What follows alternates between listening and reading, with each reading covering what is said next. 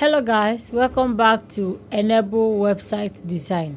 In this video, I'm going to be showing you how you can generate content with your Google Gemini AI and save it right in your Google spreadsheet.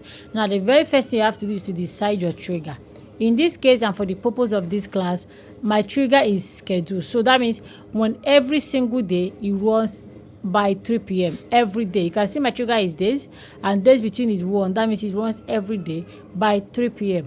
And after that, I select my Google Gemini, make the model message a model. So that this means generate a text. And look at it down there. You can see that I sign in and every other necessary thing. You are seeing here this here because I pinned it. If not, in most of my videos I don't pin, so you won't be seeing it, the output here.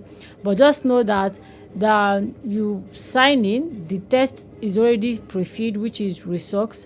The operation is already pre-filled, which is message and model, because you are selecting it the moment you select your Google Gemini. Then the next thing is the model. There are so many models here to pick up from, but I'm always using 2.5 flash.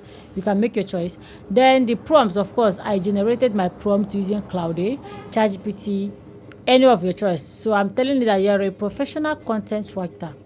Generate 5 unique pieces of short form content about AI automation for small businesses, right? So this is how I want you to return it and all of that. Just by telling it this, Gemini AI picks this up as a prompt and return a proper response. And this is some of them. But if you look at this, my response, that was why I pinned it.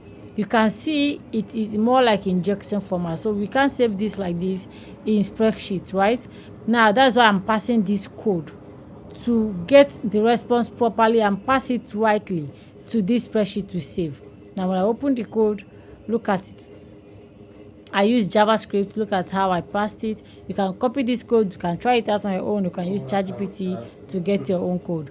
Now I am saving it right in my Google spreadsheet. You can see that I selected append row, meaning create a new row in the Google spreadsheet, right? My form list is the spreadsheet that I created, and then I map my columns, and that is just it. So this is how to generate content with your Google Gemini and save it in your Google spreadsheet. So if you like this video, please like, comment and share. Thank you. And also subscribe to our channel. Thank you.